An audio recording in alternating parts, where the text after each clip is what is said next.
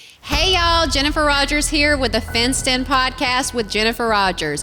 Don't forget to like, subscribe, and share for more content like this. Today we are going to interview a guest on our podcast that's going to share their amazing story of incarceration, the crime that they did, and their comeback story afterwards. So without further ado, tell us who you are. So my name's Dylan Leon. I grew up in a small town in Clanton, Alabama. About the only thing we're known for is growing peaches there. So hold on. So my life growing up, I was basically a single child. Grew up with two parents, and I had two stepsisters, but they weren't around much. My mom was always sick when I was growing up. She has one arm. She has chronic pain that still has headaches every day. She's had 4 open brain surgeries, and over 40 sinus surgeries where she keeps getting this infection that's in her sinuses, and they have to keep going in and getting it out. So I had to deal with that, and she was the one that raised me growing up. My dad always worked, and he took care of us. So for fun, what I used to do was just play outside, shoot BB guns. I grew up on a dirt road, so it was real country. I got my first dirt bike when I was like 6 years old, and I used to just ride up and down the dirt road and have fun with, a couple kids in the neighborhood. So I grew up hunting a lot, hunting and fishing. My grandfather helped raise me as well, taught me how to like plow a garden and, use a knife and shoot guns and things like that. So I used to love going over to their house. My grandparents had 40 acres. We had like a farm, cows, chickens, goats. We had like a 7-acre pond full of fish. So me and my cousin used to go over there and fish a lot and then hunt in the woods. When I got bored, I would just go out with like a shotgun and just shoot tree limbs and anything that was living. So you were a country boy. Yeah, I was pretty much very much a country boy. Okay. Growing up. I think it was in 2008 when the market crashed. Mm-hmm. My dad got laid off for work. Mm-hmm. So that like really took a toll on my family. And of course, me being young, I really didn't know what was going on. But I used to get everything I wanted. And then it went from that to, no, you can't have this. Like, my mom was upset. He was upset. My dad was upset. And I wasn't really getting the good Christmases like I used to and birthday presents, things like that. So I knew something had changed. It took about 2 years for my dad to get out of this thing he was going through and start back working somewhere else. So at the time, he was a warehouse manager for this big Vulcan interior products company that they sold sheetrock and delivered sheetrock and things like that. And then after that, he got into truck driving. He had his license to drive trucks, so he worked for a merchant's food service and delivered food to schools all around Alabama and different restaurants. And he didn't make as much money, but he made enough to take care of us, right? Luckily they had got taxes back when I turned 16 and was able to get me my first car, which was a 2001 Mustang. Oh gosh, you thought you were it, didn't you? Yeah, I definitely thought I was it with that Mustang. And then during high school, I got into like car detailing, helped this guy that owned this local business where I'm from. I used to make pretty good money. I would say like $400 a week. Wow. So I could leave school. It's called co-op. You could leave school and then I could go do that. And I literally put all my money into my car. So I like souped it up, had it sounding good, the speakers in the trunk, all that cool stuff, right? And then, during high school I played football. Didn't really care about school. I wish I did, but I didn't. I was too worried about girls and smoking weed, working out, things like that, which hindered me a little bit later, but it is what it is. Yeah. And then when I graduated, or my senior year, I got this girl pregnant, and so that was a whole thing. How did your parents react to that? They didn't react as bad as I thought they would. Mm-hmm. So they were like happy but concerned at the same time. They were like, my dad was like, boy, you about to have a baby, but you're going to have to figure this out. You know, like, how did you feel when she told you? What was your initial like knee-jerk reaction? I was just like, well, we wasn't preventing it. Right. And I've always you were doing pull out and pray. I've always been the go with the flow guy. Yeah. So I never thought about consequences. Yeah. I'm just like, yeah, I'm doing this thing, and I never think about like what's gonna happen. Yeah. You know, after I do something like that, right? So as that goes on, I don't think it's real. Like I don't feel like it's real. Like I see the stomach as it, you know, develops. Not the stomach growing. And I'm like, dang, like there's a baby in here, but I don't like take it in as this is really about to happen. Yeah.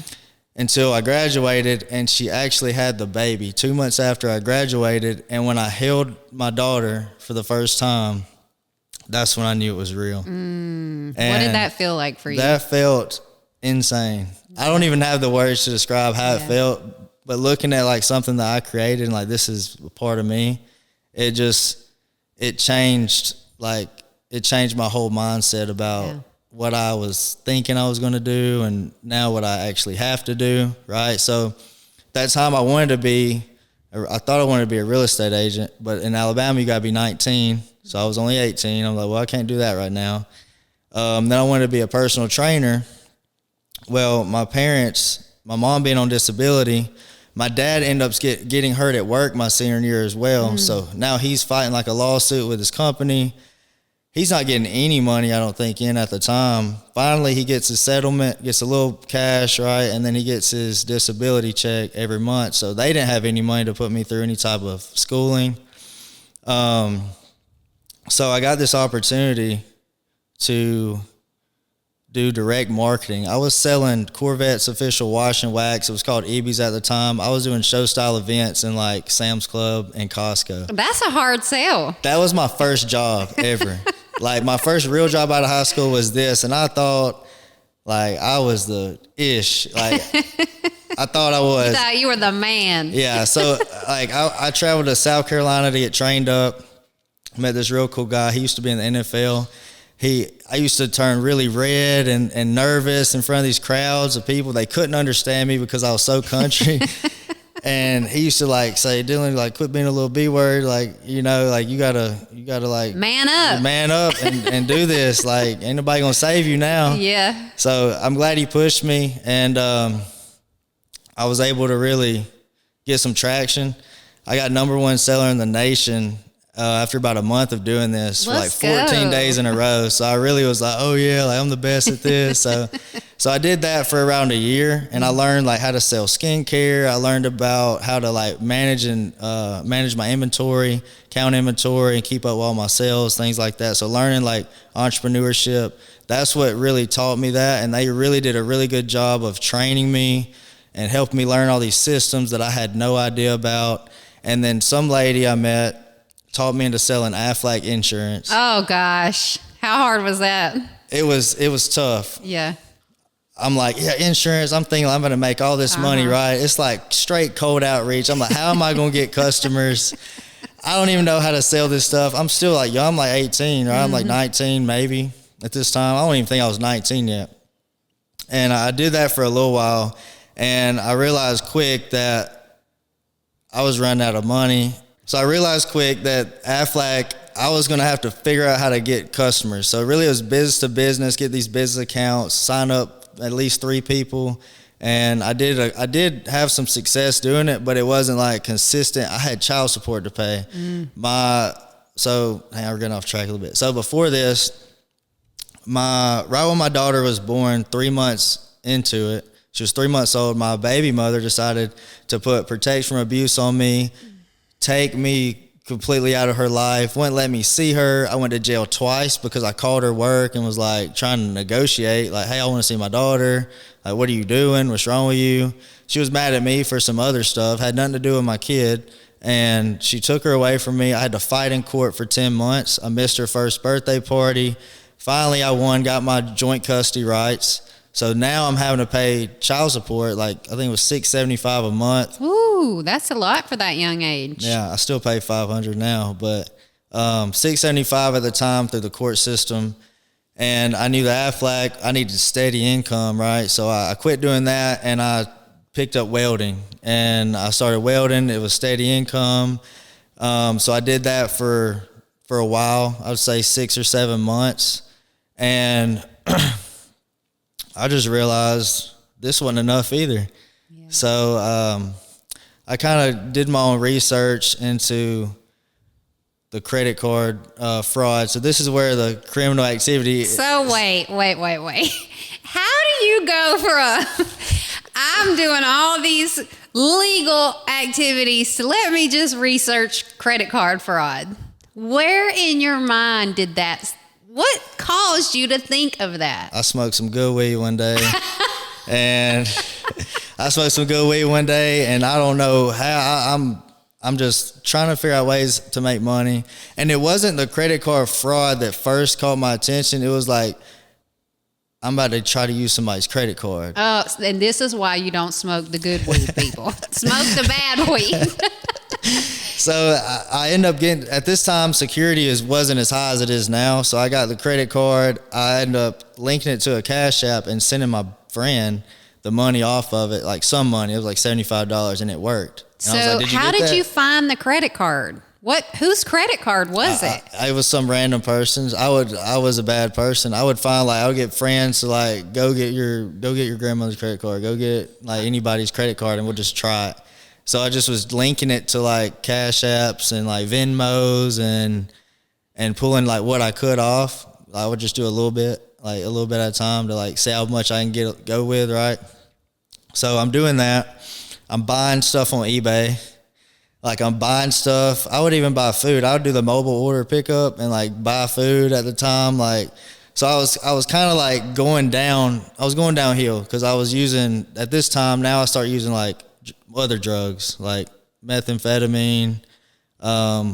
So that was probably another thing, like, you know, made me, like, research all kinds of crazy stuff for hours and stuff like that, right? So I started dabbling in that. I was smoking weed, probably taking Xanax too at the time. So I'm just kind of not there, you know, I'm just trying whatever to survive. And as that goes along, I end up figuring out how I could get a vehicle in someone else's name. And I got with a car salesman, and he allowed me to be okay with it. He was like, yeah, let's just go to McDonald's. You can forge all the signature. I'm like, well, if you're with it, I'm with it. So I got a blacktop edition Dodge Challenger, and I don't know why, but I got a purple one. So it just completely stood out, right? So at this time, I'm driving this nice car around. I'm like, I made it. You know, I ain't doing no crazy money, but I'm surviving, right? I'm just having fun at this time. So what do your parents think you're doing to get this money? My parents wasn't talking to me at this time. Okay. Why were they not talking to you? Because they knew I was probably using some drugs. Okay. And me and my dad were like, so my dad, like, kicked me out, and I went and started living with a buddy. Okay. It just enabled my habits even more. Yeah. So it was not good, right? Yeah. And at this time, right around this time, I meet my fiance now, and she don't know what's going on. She's just along for the ride. She's like, oh, like, I love it. Like, she just fell head over heels in love with me. She don't know what's going on. She's just riding. So one day, Christmas Eve of 2018, we're riding in this purple Challenger down the interstate. I'm like, my homeboy's in the back. She's with me.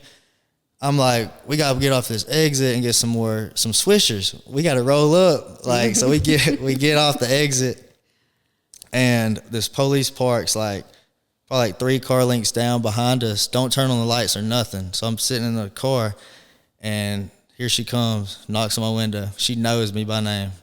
She used to date my cousin. Her name was, I don't want to say her name. You don't have to say her name. But I cracked the window like that much, and she said, Dylan, get out of the car.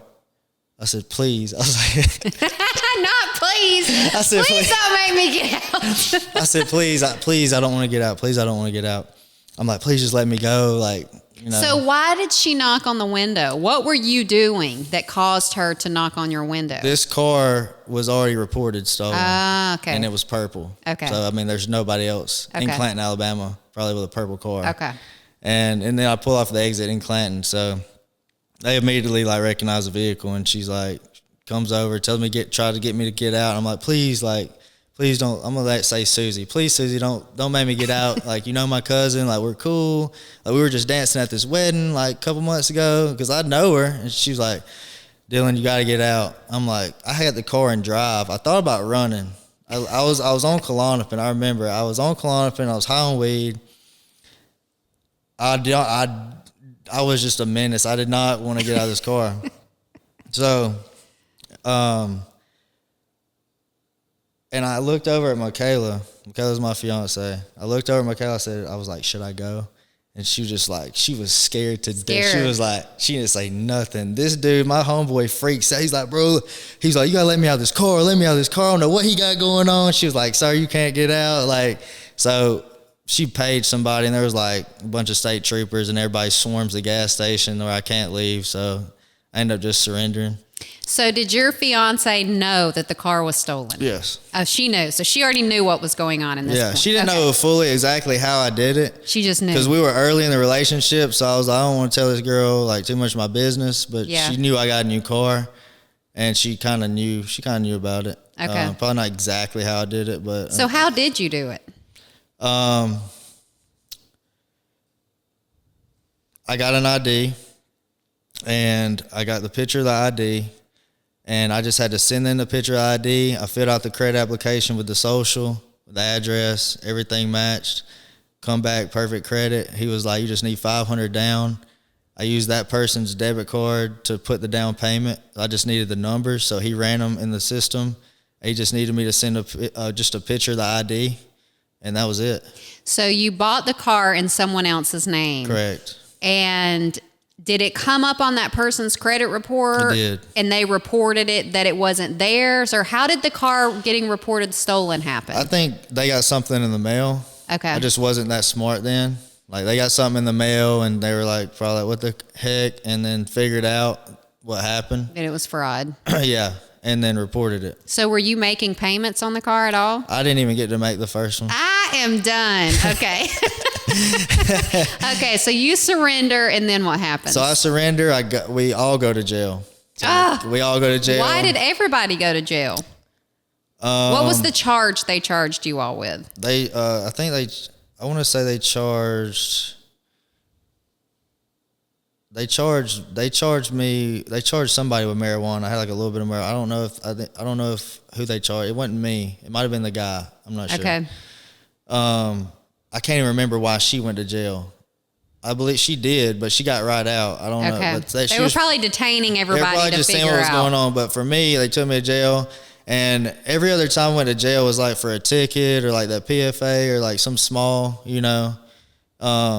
besides when I was 18, I did get caught with a Xanax. That kind of started the whole. I forgot to include this part. I got caught with this one Xanax, and I didn't know how serious a Xanax was. So I was like, let this police search my car, and they found the Xanax, took me to jail, charged me with controlled substance at 18. But I youthful offendered, but I was still like on probation. So being on probation, having a drug test, I was kind of like running from all this stuff, right? So I get to jail, go to the back, and the next day they call me like in for like interrogation or like what's going on. They hit me with 28 counts of credit card fraud. They hit me with identity theft for the car, and they gave me a $150,000 bond. I was like, my life's over. Like, I'm not getting out of here. So somehow my mom, my grandmother worked something out with a bail bondsman. They got me out. But I had a probation violation for all this, and I had to go to another county and sit in there for like 3 months. I got out. After 3 months, went to a work release for another 3 months and to finish out my sentence. So I got a job welding again. So I'm trying to get back on the straight and narrow. So I get a job welding. I'm building like McDonald's signs and like Arby's signs and things like that.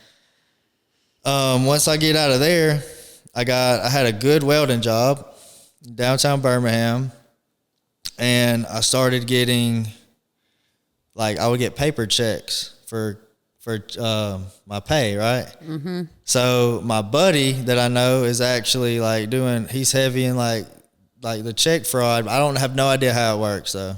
So anyway, I go to his house one day after work, and I watch him make and duplicate the checks, and he was trying to charge me like $3,000 for the sauce, and I ain't got it.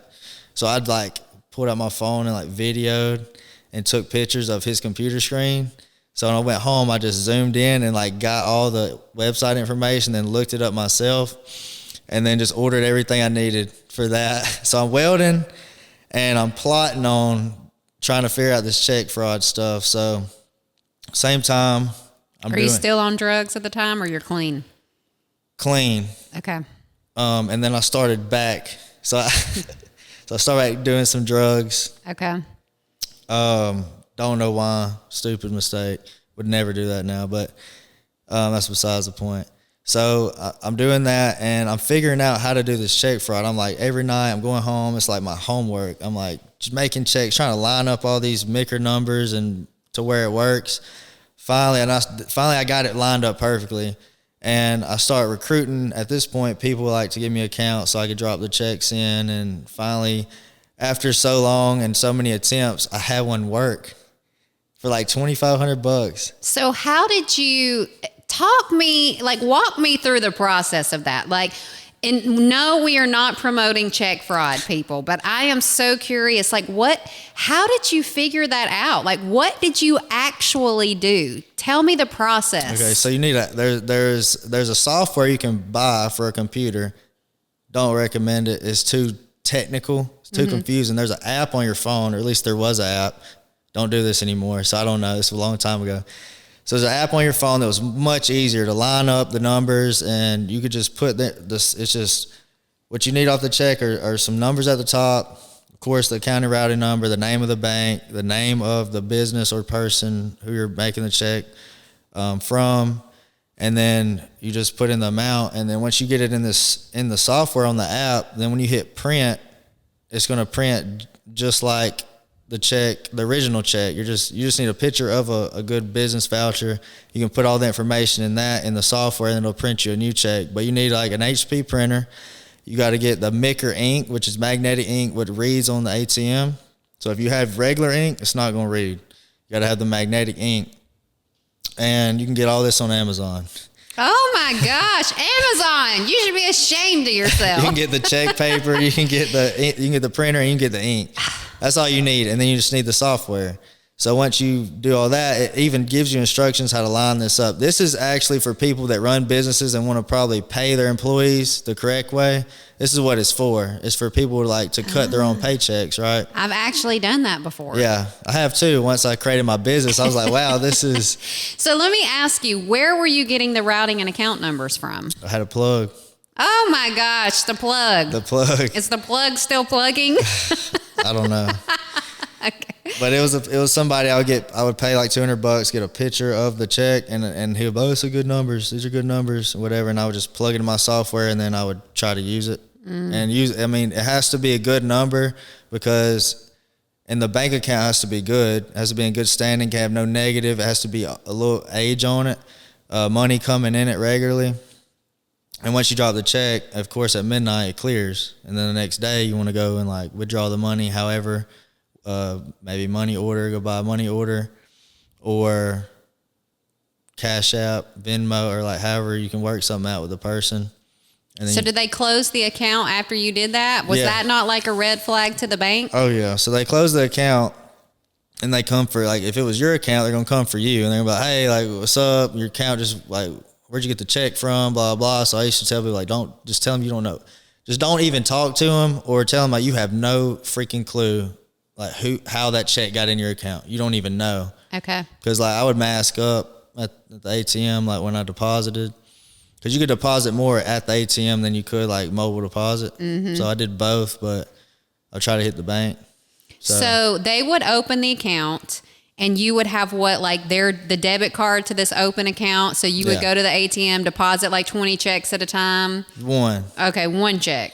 And how many attempts did you have before, like failed attempts before you got the one hit? Probably like 25, 30. So when you got the one hit. I remember it like it was yesterday. I was in the club. Walk me in that. I was in the club, and it was clubbing. We were clubbing. I'm, dancing and stuff.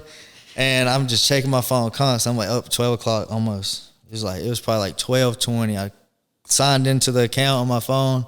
Boom, it was there. I said, we hit. we're going. We left. Couldn't even get the money out at the time, but I was just like, so I guess excited. I'm like, it was like some adrenaline rush. I'm like, dude, there's like $2,500. Like that was $2,800. So I run out of the club. I'm like, we gotta get this money off. We gotta get this money off. Couldn't even get off till like the next day, right? But yeah, that's what happened. So I started making more money doing this, the check fraud, than I was welding. I was like, this don't make sense. I got to go from Clanton, Alabama, which is an hour away, to downtown Birmingham. I don't have a car at the moment. My mom's taking me to work. She has headaches. She doesn't feel good. She's doped up from pain medication. Run off the road. I'm like, Mom, I can't. I'm scared. I don't want you driving this far and stuff. So it was like that, too, that would bother me. So I'm trying to figure out how to get out of my situation as quickly as possible. Me not knowing or not wanting to accept the fact that hard work actually takes some time, patience to like build something, right? So I wanted it now. I needed money now. I wanted to be that guy now. Like I want to be rich today. I didn't want to wait. I didn't want to work hard. None of that. So not that check fraud or any type of fraud is easy. It's very difficult. So I somehow talked my grandmother into co-signing for a Dodge Charger for me. Nice Daytona edition. It was like 2017, beautiful. Had pipes on it already. So she gets me this. One day I get off work and I got a little money from the check fraud. So I'm like, I got a down payment, you know, and I tell her that, and I think they think I'm just working and I'm saving my money. And my mom's like, yeah, your grandmother went to the dealership and signed for the car, and they're waiting on you to pick it up, and she put $3,000 down for you. I'm like, I told her I could have. She was like, oh no, she just went in and did it. You know how she is. So I had the car. So I get this nice car, and now I'm like, oh, I look the part now. Like I think I'm cool now. So I look the part. I'm like, I go to work for like maybe 2 or 3 more weeks. I end up getting my best friend at the time on with me at the job. So I taught him how to weld. He's like my little protege. His name was Travis. And so we had a good time and stuff, driving to work together. And then after a couple of weeks, it just got old. The money from the other was too good. I thought I was cool. I thought that was cool, to be a scammer or whatever, flashing money all the time and stuff like that. And somebody's account that I did the check fraud to came back to him, and they interrogated him, and he told on me. Yeah, now they go to my grandmother's house, and they're like, hey, they done got I went through the ATM with my car, so they got my tag. It runs back to my grandmother's house. It's in her name. And they go see her, and they're like, hey, is this your grandson? She was like, yeah, why? He's like, he needs to turn himself in. Of course, my mom calls me. She don't want me to go to jail. She's trying to help me. She's like, hey, they called and said you need to turn yourself in. And now I'm like, no, not. So I had a buddy in Mississippi at the time, and I thought he was my buddy or whatnot. And he was like, yeah, come down here. Like, we'll make some money together. And I think he was doing something similar. So I'm like, cool, we'll go down there and network. And so I just ran from Alabama. I just on probation, dipped, went to Biloxi, Mississippi, and Ocean Springs, lived there. And I was so scared because now I know I'm a fugitive. Like now I know I'm like a fugitive on the run, and I'm wanted. So I don't come out of the house or the apartment. We get an apartment over there. It's me and my fiance now. She goes. I gave her the choice. I said, look, I'm running. I'm getting out of here. I'm not dealing with this right now. I don't want to go back to jail. You coming or you staying? And I want you to stay and like work your good job. Like you don't have anything. Like she was like, no, I'm going with you. So I'm like, okay. So we loaded up one day and got us an apartment, went there and moved in. And I was so scared I would not come out of the apartment for it was like 30 days. I would like walk to Dollar General across the street, and that was it. I wouldn't even get in the car. I didn't want to ride around risking getting pulled over or anything. So, and that was like, it felt like I was in prison. Mm-hmm. Like, it felt like I was in jail. And I remember just, at that point, I'm trying to send checks to Alabama to like get somebody to, trying to make some money because I don't know anybody here. This guy he ain't even like helping me out, the guy I moved to Biloxi for, he wants to know everything I got going on. I'm like, dude, like, I thought we were going to make something shake, you know? Right. I'm like, no, dude, screw that. And I feel awful. I'm like crying in the bed. Like, she's crying. She was like scared to death. I'm scared. I'm crying. I miss, like, and you gotta think I've done left my daughter with her mother, and I'm supposed to be at this time getting her every other weekend, and I'm scared to go back to Alabama. So after about a month and a half, I was like, I can't just sit in the house, like, screw this. So I come up with the idea of, like, I'm gonna ride around everywhere with my back seat down, and I'll just crawl in the trunk. If we get pulled over, I got 5% tent, so they can't see who's in here or whatnot. So I then start getting out a little bit in the environment, trying to figure something out. Like, she's trying to get a job, like a real job down there, because we don't have, it's tough. Like, I don't know anybody. Alabama, the check thing is not going well. Like, I'm running out of money at this point. And I have a buddy that hits me up. He's like, I got an opportunity. He's like, I got my boys that are going to come down there.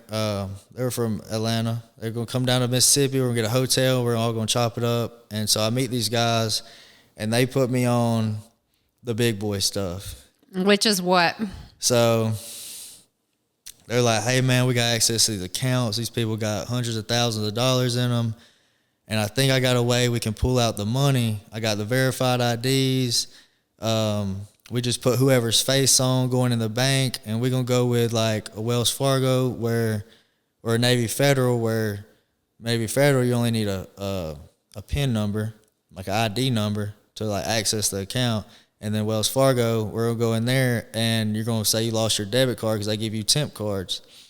So they ran me through it, and I was like, what's in it? Like, how much do you think we could get? And they're like, well, you want to go in there and withdraw, like, I don't know, stay below 10K, 9,500, 9,800 cash, get like 3 cashier checks for 10K, and just go to separate banks and cash them with the IDs. I'm like, it sounds good. So, so they give us one, and the first one, we're like, we're going to test you out, and if you guys can pull it off, it's me, my cousin, and Michaela, my cousin David at the time. It's 3 of us. Now, if you guys can pull this off, then we'll feed you like some more. We'll go from there. So they give us a Bank of America. There's not even a Bank of America in Mississippi. So I'm like, what? I'm like, they're like, fine, you got to find one. So we go to Florida, Pensacola, Florida is the nearest Bank of America. We pull up, this is Bank of America. It's like a freaking castle. It is like not a normal little Regions bank, in town. This is like a freaking 3-story Bank of America. So we had it all planned out. We had earpieces, and Not y'all being top secret. Yeah, so we had earpieces. David was the first person to go, and I'm like, try to do this. So he took acting classes in school. So he's real. You have to meet David. You love David. So he's real, like, he's different.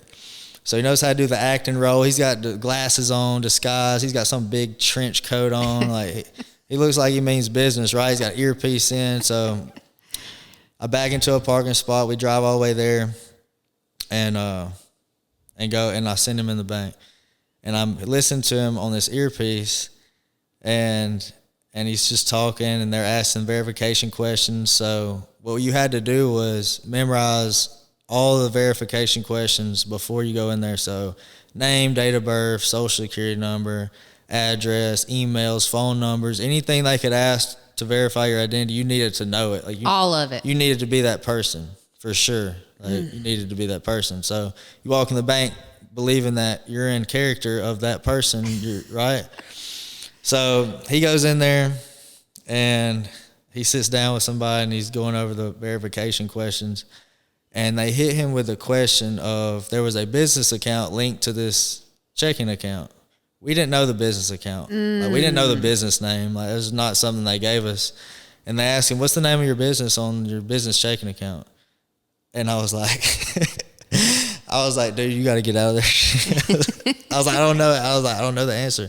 Like, just tell him you got to take this call. You got to go. Like, you got a meeting to go to. So he plays it off really smooth. And he's like, oh, grabbed his phone. He's like, okay, I'll be there in just a minute. And takes a call and runs out of the bank and say, he's like, dude, I was like, look, we don't know that answer. He was like, what do we do? I'm like, we're going to go to the next one. We're going to try it again. We go to the next Bank of America to do the same person's account. And I believe they asked the same exact question. And he made up something, got out of there. We go to another Bank of America. They had no money or something. They wouldn't even withdraw him anything. I can't remember exactly what the reason was. It wasn't for the verifying the business, but it was some other reason. And so we go to the last one. We're running out of time at this point. It's like bank's about to close. The last one, he said he pulls off something flirty with this girl, and like she just don't even ask any questions, just gives him $10K. Like gives him like $9,800 in cash, like he withdrew. And I was all right, we're calling it a day. So we got the $9,800 cash. We didn't go back empty-handed. So we had that, call up the people and let them know, hey, we got the $9,800. Like, what do you want me to do with y'all's cut or whatnot? And they were like, oh, you got it. They were so excited, like we pulled it off. So we gave them their cut, and they just gave us like 3 the next time. And this was like Wells Fargo. So Wells Fargo was a lot easier. So you could go in there, say, hey, I just want to withdraw. I need to withdraw some, these IDs would be from different states. So it wouldn't be from like here or anywhere near. It'd be like California, Virginia or something like that. So you basically would say you're out of town for a funeral and you need to withdraw some cash for some expenses. But you lost your debit card on the flight. I need a new debit card. So oh yeah, sure. Like, I'm so sorry to hear about that. Verify all the info.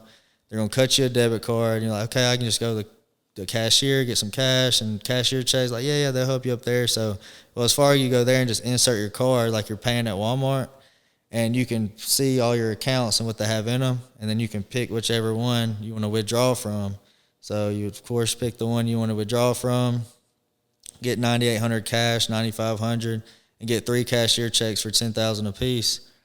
And then you would walk right out with that, and then you would go to the next bank right down the road and do it again. And we'll cash the cashier checks. Okay. So 2 of us might go in, and then we'd save one for like the next bank. So we might go like 3 banks and then cash all the $10K cashier checks. Cashier checks are already verified, so they don't have to like call and ask any questions, or it's not like a written check. Yeah. So easy. And then hour and a half, you got 30, 40 grand cash.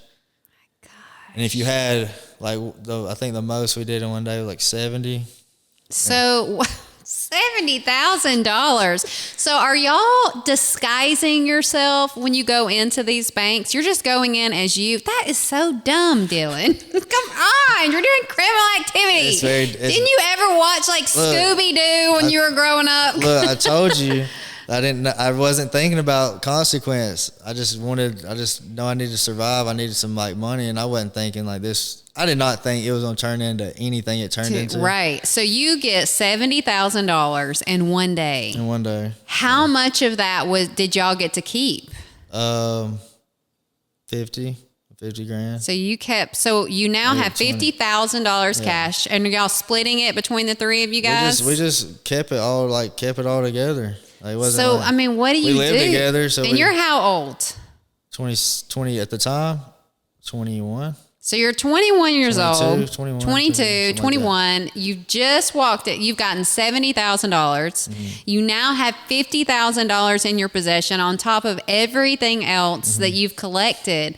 Like, what is your mind saying? Like, did you ever think this is going to end, or are you just on top of the world? Like, now you've got the itch, so you got to keep going. Yeah. So now I got the itch, and I know I'm in too deep. So at this point, when that happened, I'm like, the rush of like, we got security was there. It's like, oh, we got plenty of money. Like, we're good. Like I felt that, but also felt like it was like an addiction. It was like, no, I need 100,000. Like I need a like I need a lot of money. Like, no, I ain't gonna stop now. I'm already too deep. Like I can't go back, So we just kept doing, like, I got the 50, and then we did it again like 2 days later. Damn. I didn't pull 7. I think we did like 40 or something. Like, we would keep, now we would do it like 30 and 40 and 20, maybe like a light day. A really light day would be like in and out. It would be like grab the 9,800 and get one cashier check and be done. So where are y'all keeping all this cash at? At home. So you just have all this cash just at home. In the couch. In the couch. I used to go like to Slap Your Mama's restaurant. I love their seasoning. Yeah, by the I used way. to be in there with like the whole 50K. I just had like 50K and just straight hundreds, like in my little satchel. Oh like my Lord. Little bag. So how are you not afraid that these people from Atlanta were just going to have you robbed? No, we were close, and I was their source. Okay. They were not from here. So they were supplying you with all the information, and you were doing all the heavy work and pretty much. They were behind the scenes, so they didn't have to do nothing but give me the information. They had to put their face on anything. So they're just the backseat scammers. Yeah, You're the upfront. I'm pretty much, when I think about it, I'm just getting used. Yeah, you were. You know, I'm pretty much, I'm getting all this money, but I'm really there. They could be like, "Huh, look at this. You know, look at this dude. He's an idiot." Or I don't know. I mean, but at the end of the day, I'm taking, like, my face is on the line, you know, so. Why didn't you wear a disguise? I wasn't that smart back then. So, okay, you've got all this money hid, and it's in the couch, and you're walking around with it on you. Were y'all buying things, or were you just storing money? Storing it. We would definitely, we would go to Hard Rock Casino. And like we'd be paying for, we'd spend so much money on food, just like we would just do whatever we wanted. Yeah. We wasn't buying like super nice things. I was trying to like accumulate money so we could like leave. Like we could go get a house or like something. Yeah. And I really didn't know what to do with it. Like when I got so much, like I remember like I'd have like bundles of cash and we just like throw it. He'd be over there like throwing it, playing like football with these bundles of cash, and like I was honestly scared because I couldn't like do anything with it. Like I couldn't like go deposit it, you know. Yeah. So we did try to like open up some accounts and like kind of move it around. They like close one, lock one up. But so did you, in all of this research that you have done to be a scammer, why did you never like research like buying some cash property, like property for cash, like something? I feel like this happened so quick. Like I didn't even have a chance to like sit down. Like I feel like when I started to do like the right things, like I was waking up early, getting in the gym, trying to figure out what to do with this money, it was already too late. So I did want to do that because we found a house in Texas, and that's where we were about to move to. Okay. So, but the thing is, the feds was watching for months. And you didn't know? I didn't know. I got robbed one time, not from the people I was doing business with. Freaking Michaela's best friend from Pensacola brought me an ounce of weed and brought 2 other guys with her, and I think they were all strung out on meth.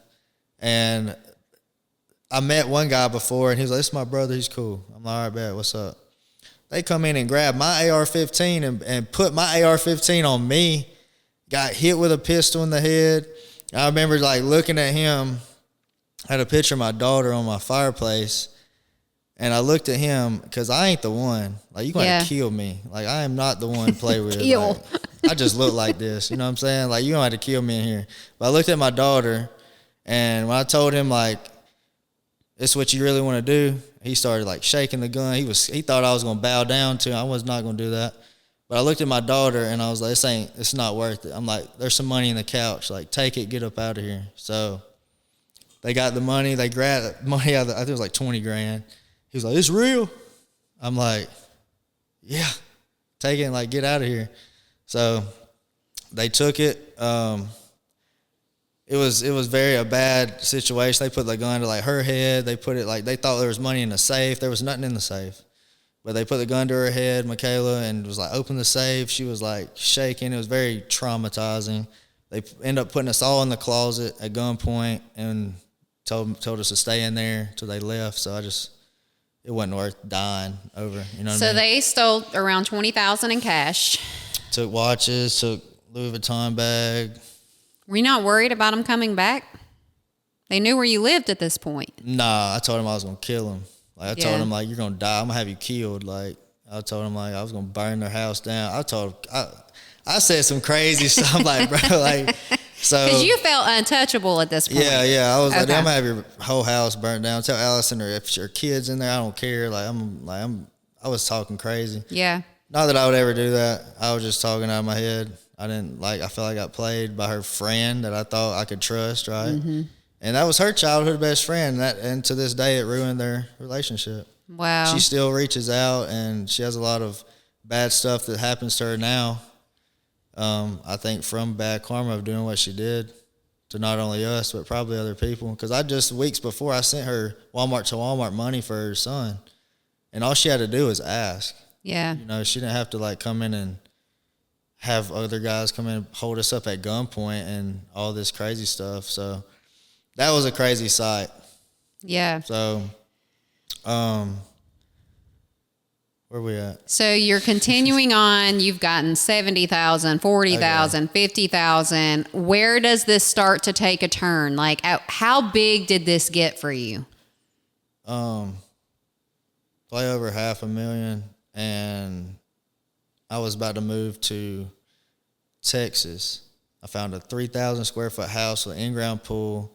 I'm like, we're moving here. I was gonna rent it. It was like $3,000 a month. I'm gonna like rent it. You know, at this point, that money is nothing. Mm-hmm. So we get a U-Haul truck one night to pack up the whole apartment that night and just dip and drive through the night and land right in Plano. So we get the U-Haul truck. David's driving it, and Michaela's driving me. I think I had a hookup. Well, I was actually prescribed Xanax at this time, so I had Xanax. I was on Xanax, not like abusing Xanax, but trying to calm down. But I remember I was drinking a Corona on the way back, and I was in my Dodge Charger, and she was driving, and David was in the U-Haul coming back to the apartment, and I fell asleep. She wakes me up, and I wake up. We're in front of the apartment, but there's police lights behind me. And I'm like disoriented. I'm like, what's going on? And I like jump up. I'm like trying to crawl in the trunk. She was like, no, like, baby, we're at the apartment. And that's when I noticed like the feds like everywhere. Like they were like, it was like, I don't even know how many. They were everywhere, guns drawn, AR-15s, banging on my window. I had the 5%. And I locked the door. I'm like, they're like banging on the window, guns drawn, like, get out of the car, blah, blah. So I woke up and they were just banging on the door, and finally I was like told her, I guess it's like this is it, and I opened the door, and then they arrested us and took us to the county jail there, and they threw us all in a like a suicide cell that didn't have a window or anything, and she ended up getting out. So they wanted to get her for like hindering a fugitive or something like that. They ended up letting her go. So after, I want to say like 3 days, or second day, I think the next day they come in, like got like the actual feds wanted to interrogate, and they showed me like a 3-ring binder just full of like pictures of me and like, oh, this is you. Oh, so this ain't you. Oh, this ain't her, and blah, blah. I'm just like looking at it. And he told me, like, he's like, I'm gonna send you like to the farthest prison. Like they did not like, I would not cooperate. Like, you know, I wasn't gonna tell on nobody. So Yeah. I wasn't cooperating. They were like, we're gonna send you to the furthest prison, furthest away from home, the worst prison. I'm like, dude, like, okay, like, can I go back to the back now? Like, do what you gotta do. And I'm still cocky at this point. I'm thinking I'm about to pay my way out of this. I'm like, dude, I don't care. Like, I'm about to buy my way out of this. But you've lost everything because they've seized it all. How you going to buy your way out? Come on. I had some hid. Okay. I had a little bit hid. Right? Okay. I had some hid. So I go back and I'm in the quarantine. This was work. I hated this thing because the light stayed on all the time. Yep. I'm in there for 4 days. I don't know about my cousin or Michaela. I'm like, I don't know if she's still here. I don't know what they're doing with her. I don't know what they're doing with him. So they finally let me out 4 days later. They released me for general population, and that's when I could use the phone. I call. I see David in like another block, and I'm like, okay, he's here. So I called my mom, and Michaela answers the phone. So they had already come from Alabama to pick her up, and she was good.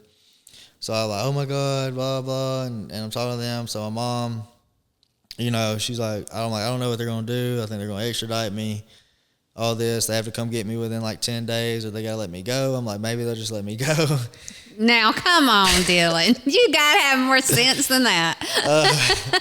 I was hoping. So I just survived in there. That jail absolutely sucks. That's the worst jail I've ever Which been. one is that? I can't remember what county. It's I can't remember the exact county name. It's like it's in Biloxi, Jackson County. Okay. Jackson County. Okay. Awful. They feed you twice a day and make you keep this little sandwich for like your dinner at night, like a peanut butter and jelly sandwich. If you don't have commissary in there, you're gonna shrivel up like a yeah. grain. There's no nutrition in there. So they do call my name one day, and I'm like, yeah, maybe they're just gonna let me go, but I'm knowing they're probably not. So here we all, me, David, go to there, and it's federal transport to extradite us on this little van. Back to Alabama. So we end up, that was definitely a very uncomfortable ride because there's a bunch of people in there. You have a wall in the middle of the van, can't lay down. Are y'all cuffed and shackled? Yeah. Yeah. Yeah, so we stopped at I want to say 4 or 5 prisons. We went to Florida and all around to pick people up, drop them off. And then finally, we get to Alabama, come through Georgia, get to Alabama, and I was thankful just to get off that van.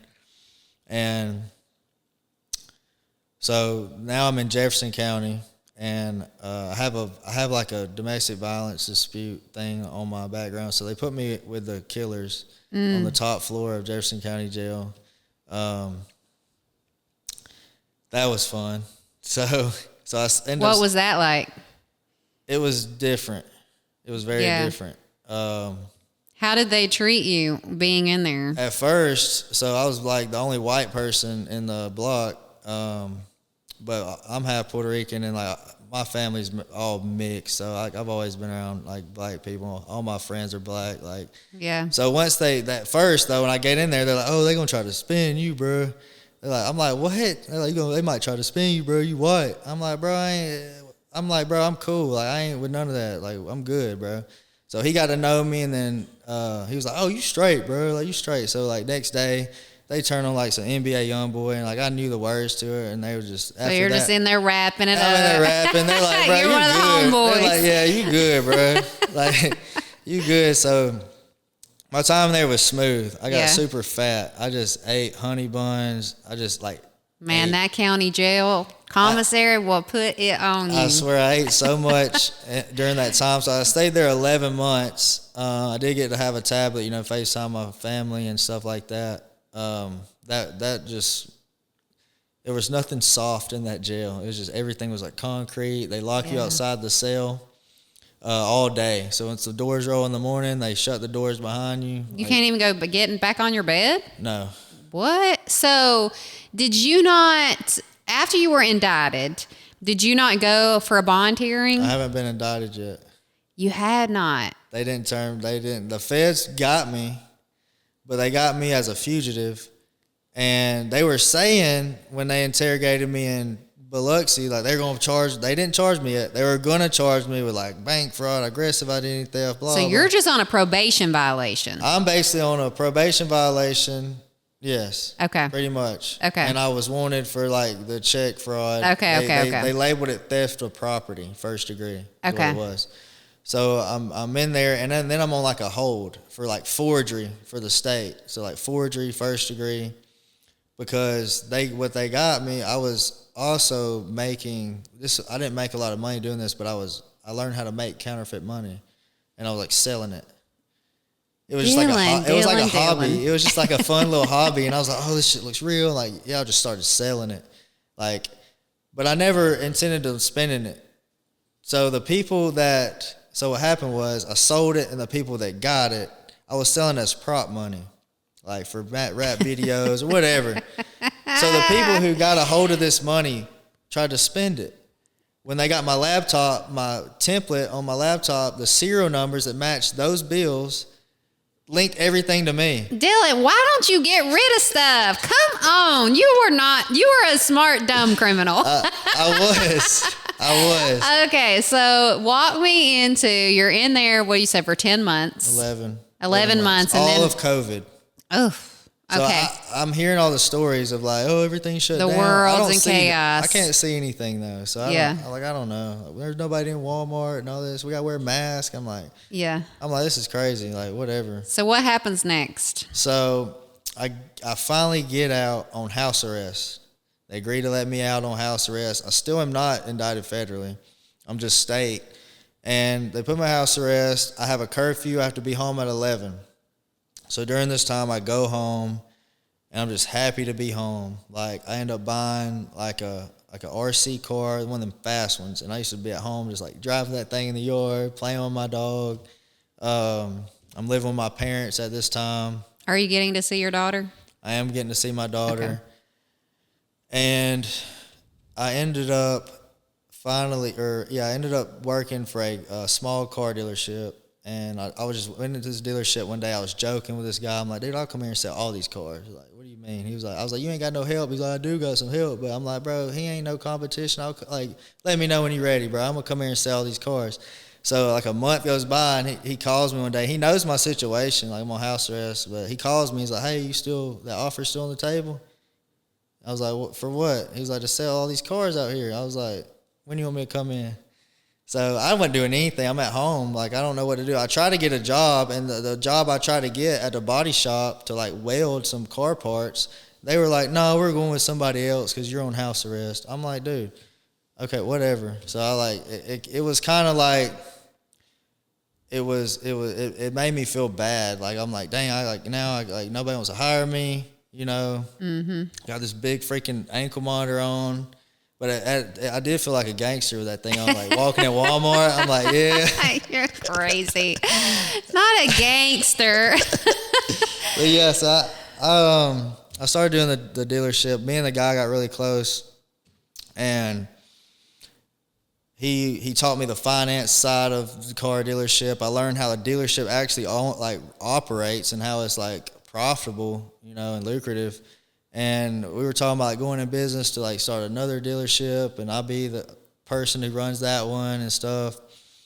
And well, he ended up backing out because of another business partner, right? His original business partner had a contract saying, no, you can't do that. And I was just like, whatever. So it hurt my feelings.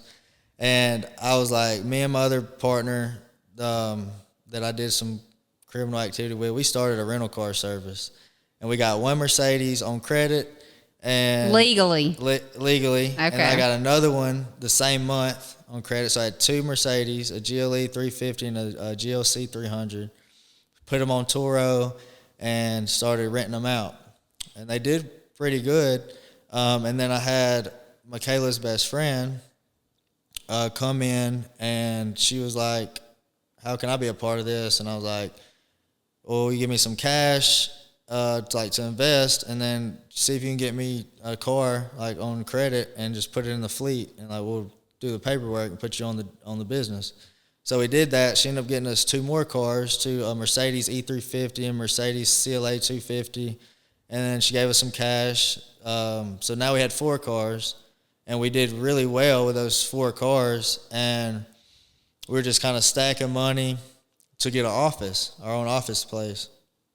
So right about this time, I get off house arrest. I get a new attorney, the best in Birmingham. He gets me right off house arrest. And I guess the feds thought, I don't know. They were like, all right, well, it's time to like indict him. So I go to the beach on vacation, come back from the beach. It was like the next day. Feds swarmed my parents' house. You know what? They were waiting to see if you were going to further hang yourself is what they were doing. Yeah, so they swarmed my parents' house. It was federal, city, county. It was like everybody out there. I don't even have a back door. They were in the backyard. I don't know what they thought I was trying to. But my lawyer already told me you might get charged federally, so just be ready and call me. So I just was in my room. I heard them bang on the door, and my mom was like, I look out the blinds and I see them just lined up outside. I'm like, yeah, I mean, I already knew it was a possibility. So it wasn't shocking to me. My mom and freaking out. I'm like, God, police at the door. I was like, don't answer. Don't answer the door. She's like, I got to. So I was like, let them in. So they come straight back to my room and just arrested me. He was like, you remember me? Oh, I hate this dude. He was such a... Oh, the DA agent that got me was an ass, too. I'll never forget him. This guy's telling, like, my fiance, you need to leave him alone. You need to leave him. You're better than him and all this stuff. Anyway, she still stayed. So they rushed me like 100 miles an hour to the federal building in Birmingham, and then I get right out. My mom calls my attorney. He's there. I'm out in like 20 minutes. And then now I'm waiting to get sentenced. So So you're out on pretrial. I'm out on pretrial now, and I'm building this car business. So now I'm like, okay, this is real. I'm probably going to go to prison. Like, we need to build this thing so, like, it can run while I'm in prison, right? So I can have some type of legitimate income. I'm doing everything legit at this point. Like, after going to Jefferson County, I was done with, like, the bad stuff. And so I'm doing that. I got people curious, like customers on Turo are like, hey, man, like, dude, this is crazy. Like, at the time, now it's very saturated, but at the time, nobody was really doing this, especially with these Mercedes, nice cars. And this guy was a customer of mine. He was like, hey, man, like, this is interesting. Like, I'm a sports bookie. Like, he bets on sports and stuff. He's like, I would love to get into this. So I drew up a plan and went and just presented to him like, hey, you go get me this Maserati, then I'll give you 60% profit every month what the car does. I'll take care of maintenance and the payment of the car, and we'll just split like the net profit.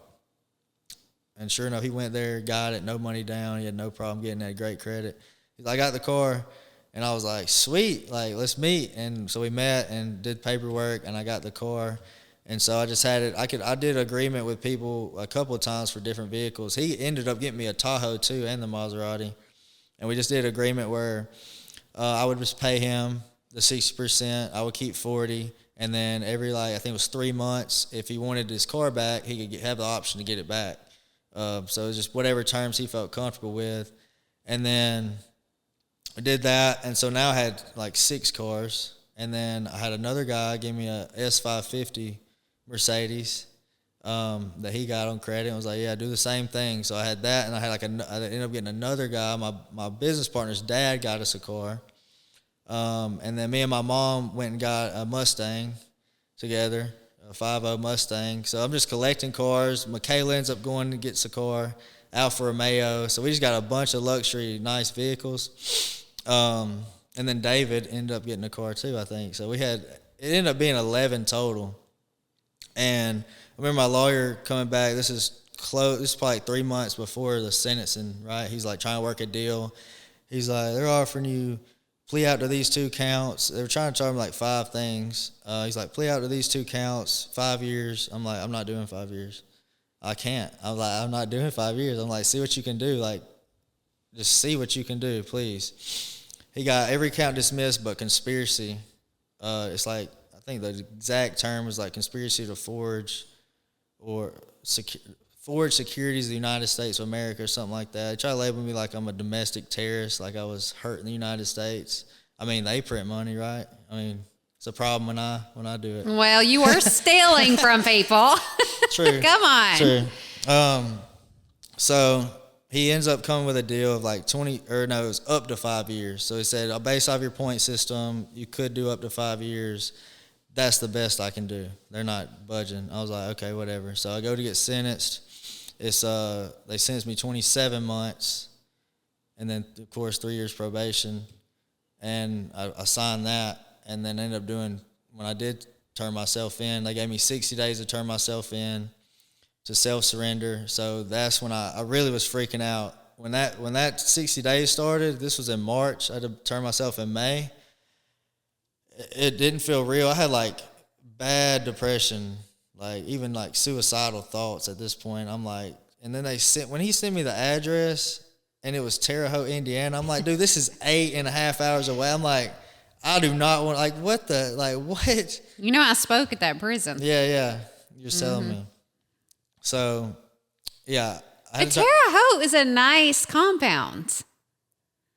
Compared to some of the other ones that I've been in, I mean, prison is prison, but there could have been worse places. So did you go to the campsite, or were you? I was in a medium. You were. Why were you medium? Because of your domestic? Probably my points. Theft of property first. I'd pled guilty to that. Okay. So I was already a felon. Yeah. Oh, because you were convicted already. I was convicted of that, and then that was. And I got in trouble with like little tiny stuff here and there. So I don't know if that took. Yeah, it does. Okay, so convictions count. My points were high, so. So you self-surrender. Okay, so you're about to turn yourself in 60 days. You've got this car thing going. Do all of these people that are investing in these cars with you, do they know what you've been involved in? Yeah. Okay, and they're just trusting. Man, you got some white privilege. No, I'm just kidding. I'm joking. Okay, so you're 60 days and you've got this car business going. Do you keep the car business? Yes. Okay. So I'm like scrambling, trying to get everything to where it needs to be, where it can operate, and my two business partners can operate this smoothly, right? I definitely take accountability for failing as a leader. I should have set it up better for them, but I'm going through so much, like, mentally. Like, of course, I wasn't thinking absolutely clearly. I'm definitely smoking more weed at this point. I'm definitely, medicating, drinking. Like, I don't want to think about this stuff. So I'm trying to run a business, but also, like, medicate my brain to, I don't know what I was trying to find or get, right? But wasn't the right thing to do. So I turn myself in.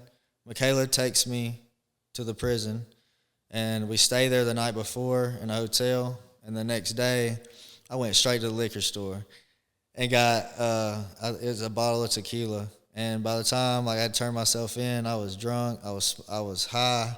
I did everything you could think of before I turned myself in. And I turned myself in and went straight to sleep.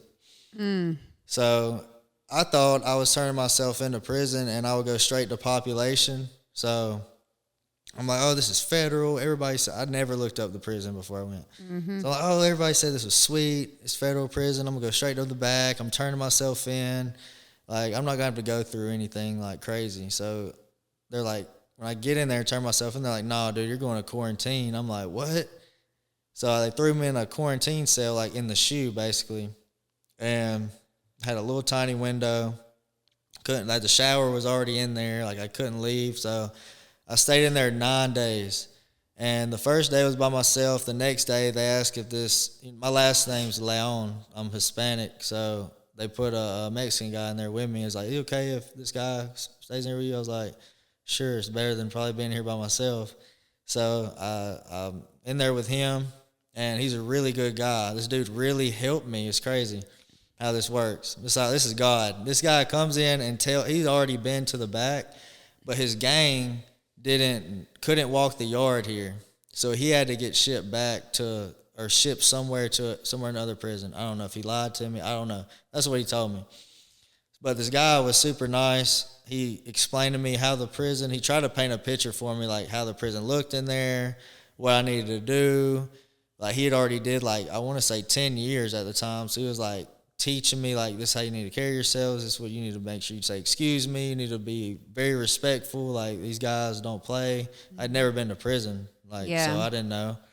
So he preps me for all this. And then, like, the 9th day, they send me to general population. And this is the craziest stuff I've ever seen in my life. You got people hollering. This unit is so small. There's like 200 people in there, and it's like a bunch of animals in the zoo. And you got people screaming and hollering, like, it's hot. There's no AC in here. There's just fans going. And I walk in there, they give me my bag, I walk in there, and I go to my cell, and I'm like, there is no way I can live 2 years in here. Like, this cell was so small. It was a one-man cell with just like another bunk welded to the top rack, or for the top rack. And I put myself on the bed. I met the guy, my cellie, and he was a Hispanic guy. He's pretty cool. And I just sat down at the poker table, and I didn't know that you weren't supposed to sit at the poker table if you're not playing poker. But luckily, nobody said anything to me. They just kind of got to know me, and I sat there for a while. It was cool. So this is the interesting part right here. So all these white people start coming up to me, and they're like, hey, like. Because they think, do you identify as white? Yeah, I do. Okay, I'm just curious. Technically, I do. I don't like to say that. I was just wondering. I like my Puerto Rican culture, so I like to say I am half white, half Puerto Rican, but I don't like being white. Yeah, it's too vanilla. Well, I was asking because you said this group of white people. That's what I wanted to know. Well, so they think I'm a white boy, so they're like, they walk up to me, they're like, hey man, I got you used deodorant, I got you like use soap, like I got you, bro, whatever you need, and like you're gonna sit with us, and I'm like, what? These dudes look weird. I'm like, dude, I ain't sitting with you nowhere. Like, what? So I walk around just trying to get a feel for everything. And these other guys are like, hey, man, what time you on? I'm like, what do you mean? What time on? I'm like, I ain't in no gang. Like, what? Like, no, bro. Like, what time you on? Like, where you going to sit at? Like, in chow? Like, are you going to be with the white boys? Or, like, I'm half Puerto Rican. Like, I don't want to be with the white people. They're like, well, you could be. They're like, go talk to this guy named Kike. Go talk to him and see what he says. So I go back to my cellie because he's Mexican. I'm like, hey, dude, these white people are like following me around and telling me they got used deodorant and soaps and like telling me where to sit. Not used deodorant. Yes, I'm like, don't accept no gifts. Yeah, they're like, you need coffee? You want some coffee? I'm like, brother, it ain't free. Yeah, they're asking me all this stuff. I'm like, I don't want to sit with them. I want to be like with like Puerto Ricans or something. He's like, oh. So this guy meets me with Kike, which is a New York guy. So he's from New York. My dad's from the Bronx. Okay. Because I tell the guy, I'm like, hey, my dad's from the Bronx, New York. I'm half Puerto Rican. Like, give me another option. You know, I'm from Alabama. So I go talk to this guy in the New York car. Puerto Ricans are in the New York car. Pretty much everybody's Puerto Rican in the New York car. So we sit down and talk. I tell him about my dad. My dad was a boxer in the Bronx, and I think he knew my dad. He had heard of my dad, and he was like, yeah, man, you move in with me Monday, and you be on New York time. I was like, okay, cool. And I told the white people, I'm like, look, bro, I'm on New York time. I'm on New York time. They're like, they were as bad. They were like, what? And I'm like, yeah, I'm sorry. Like, so I move in with him, and he's an older guy. He's probably like my dad's age, like 60. And he teaches me so much stuff in like a short amount of time. I'm in the intake unit, so I don't get moved to my home unit for like a week or so.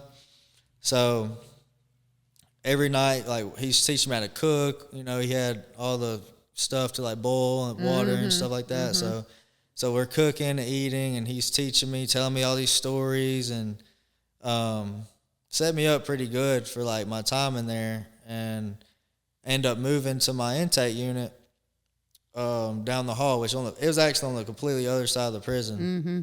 And I had met some good friends on St. Louis time. They were real close to me, and so they actually like escorted me down to the other end and made sure I was okay, and I got plugged in with the New York people over there, and everything was cool, So the head of the New York car, though, tells me I need to get my paperwork, like my transcript, to make sure. You didn't tell. I didn't tell. So I need to get my paperwork cleared, right? So, okay, cool. So I get that in, and I go to give them my paperwork, and he was like, no. He was like, you're good, bro. He was like, you're good. You're from Alabama. Like, you ain't got long. But in my eyes, I'm like, well, if you don't know if my paperwork's good and if something was to go down, you just like. Right, throw me to the wolves. Yeah, like screw me, right? So I didn't feel safe. Like I didn't feel like they really welcomed me there. And I was still cool with like the older guy. I was still cool with everybody in New York car. But at this point, I was like, I don't feel right. And so I didn't know at first there was such thing as a South time. And what is South time? South time is all the southern states are in the same car. So they like all ride together. Like groups of how you move. So your people. So if something goes down, you want to be with your people. Right. Like if some crazy fight breaks out, like you want to stay with your people, right? Or it's really for that. And when you go eat lunch and like breakfast, like there's only certain tables you can sit at. Each table belongs to like gang car. Like this is a gang car. Like this is Indiana time. This is St. Louis times table. This is South times table. This is the white boys table. So like everybody is segregated, right, when they eat. So I didn't know there was a South time when I first got there. I just heard a New York time. I just knew I didn't want to be with the white people. That's all I knew. I'm like, these dudes are weird. I am not one of them. Like, no, sir. So I tell the guy, I meet some guys from the South, and they're like, dude, why don't you just get on South time? I was like, I didn't know. And I was like, it ain't going to, like, make them mad. They're like, well, you know where to sit. Man, them New Yorkers are weird. Like, because these guys are from, like, Georgia. I got one guy from Alabama, Birmingham. So we got real close, like, instantly. Like, we know home together, right? There's only, like, one person from Alabama there. So we connected, and they were like, bro, you know where to sit? Like, let me see your paperwork. They read my paperwork, like, man, you good. You clear. You sitting with us. So from there on out. Now you're with South time. Yeah, so there on out, I was with South time. So you rode your time out. Yeah, I rode my time out on South time. I was good. I ain't had no problems. Everybody liked me. So you get out.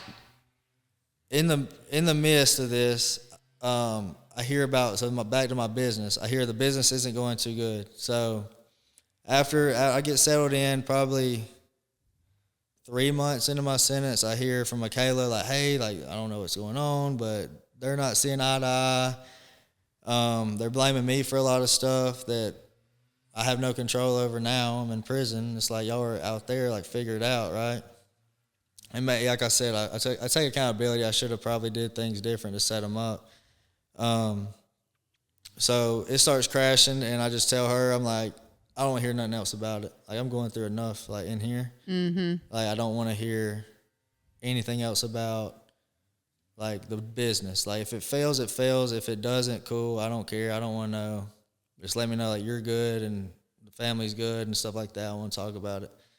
So I would hear bits and pieces just because she just couldn't help but to tell me little things, and I would just talk to her about it or whatnot. And during this time, my baby mother wouldn't let me talk to my daughter through her. So, like, she would still let Michaela get her, and I would talk to her. I talked to her a couple of times, like, that way, but I would email on, like, a text app. I could email on the computer, like, her, and I would tell her stuff, and she's like, hey, I just think it's best for when you get home to talk to Kata, and I don't know. She just didn't trust me. She just thought I was just a horrible person. But at least my parents and Michaela was still getting to see her, the times I was supposed to get her. So I get out. After 15 months, I got this First Step Act. I did like drug abuse program, Money Smart program, another program I can't remember. I know you would know this guy. What's the guy that did a long time in prison, wrote books, and now he goes and speaks at prisons?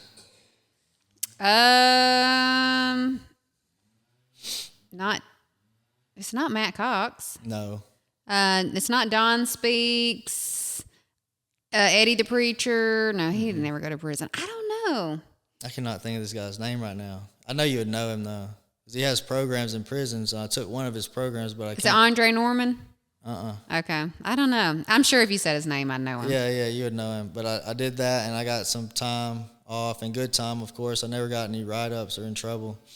So I get out, and the third day I get out of prison, I made a presentation. So I was talking to my cousin, David. He didn't go to federal prison. He went to a holding facility, like a county, and he did less time because he didn't have points like I did.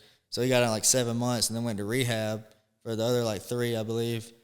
And he did like a year probably total with everything. So he was already out, and he had got this job working business to business, office technology, like copy machines, digital signage, video walls, phones, internet, like VoIP systems, things like that. And he was telling me about this when I was in prison. He's like, what do you think about getting into sales when you come home? And I was like, I mean, it's probably better than what I was thinking about, because I knew my business, like I knew it was shot. Like I wasn't going to have that. Yeah.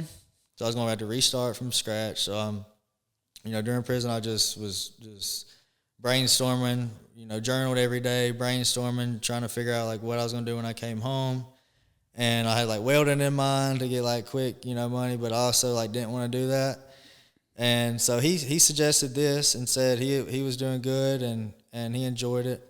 So I got home. He was like, I'm not going to mention I'm not going to help you get this job. Like, you're going to have to get it yourself. And at first I'm like, dude, come on, bro. Like, put me on. But I'm glad he didn't, because I actually had to earn this position. Mm-hmm. So I made a presentation. He suggested I make a presentation, explain my past and, like, successes in sales, like what I've did, my business, and, like, what I could possibly do for this company to help grow it. So I made that. I called the owner. He gives me the owner's number. I'm cold calling the owner, and I finally get him like, hey, man, this is Dylan. I'm David's cousin, and I wanted to reach out, and I believe I could grow your business. I wanted to see if I could get a few minutes of your time.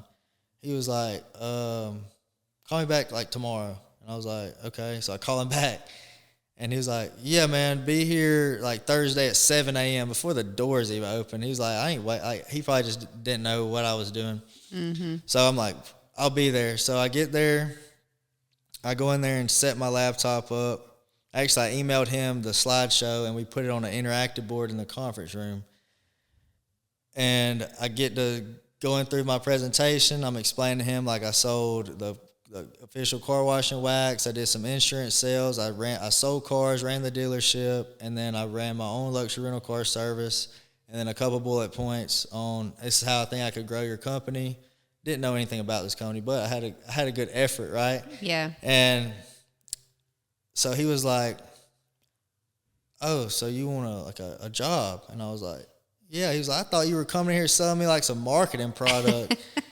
And I was like, no, I just want an opportunity. Like, I explained to him I just got out of prison, and I just need an opportunity. Like, I was like, I really changed my life around. Like, and I felt like a complete different person when I came home too.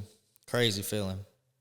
And he was like, let me pray about it, and I'll give you a call. So that day he was like, hold on, I want you to meet my wife. So I must have struck some interest somewhere. Mm-hmm. So I met his wife, and we talked, asked me some questions. I talked to her, and that was good. So they were going to pray about it. 3 days later, he did call me back and was like, we're going to give you the opportunity. 90-day probationary period, commission only. Show me what you got. And you killed it. I went in there.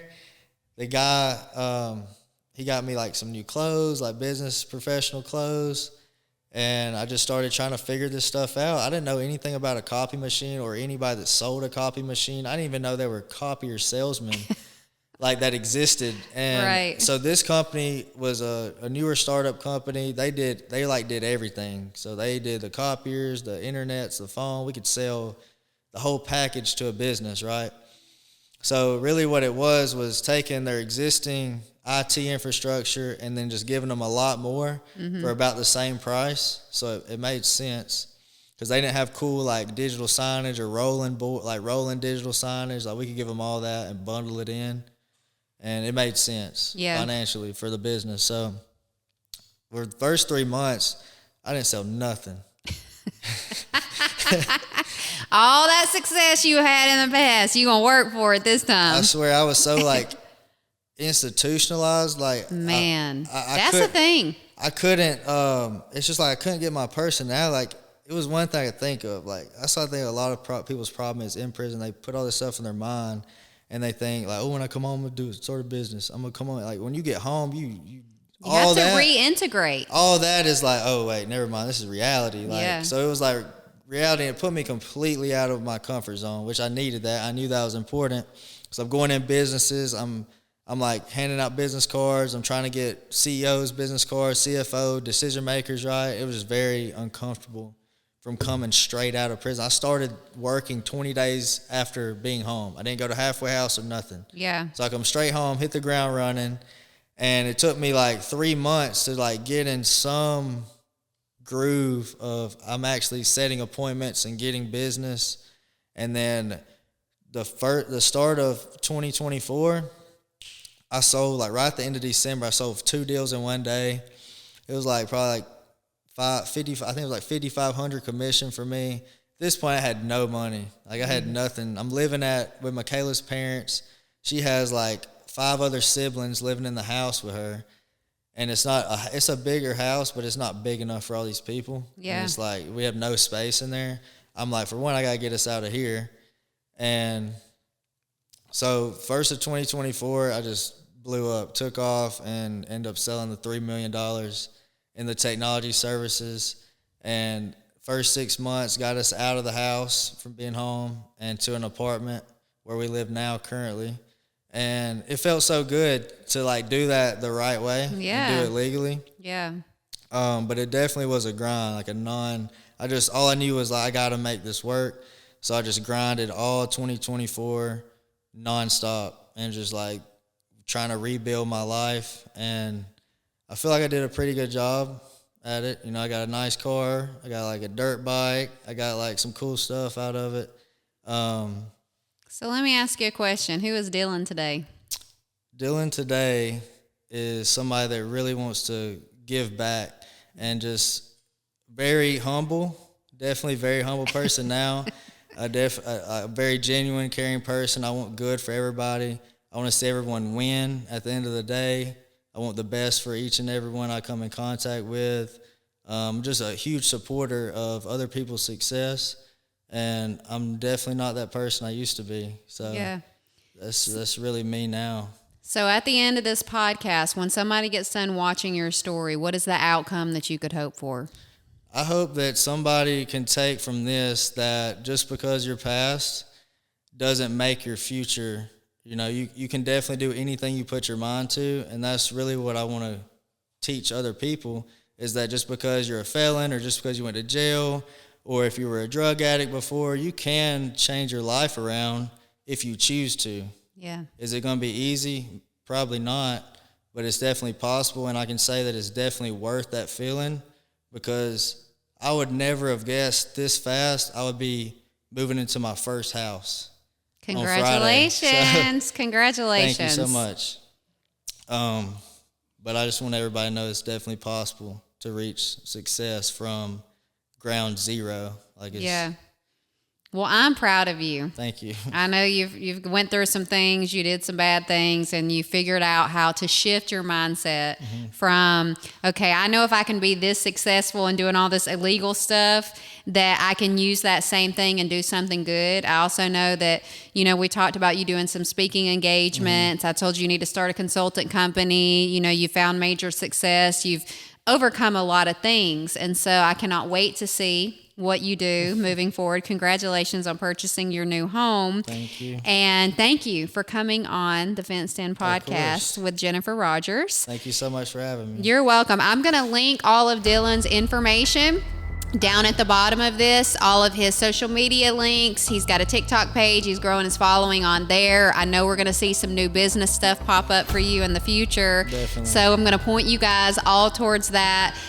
Don't forget to like, subscribe, comment, share. And if you like Dylan and you want to support Dylan's cause in any way, please go to his pages and reach out to him. And as always, do not forget, no darkness can outshine the light within.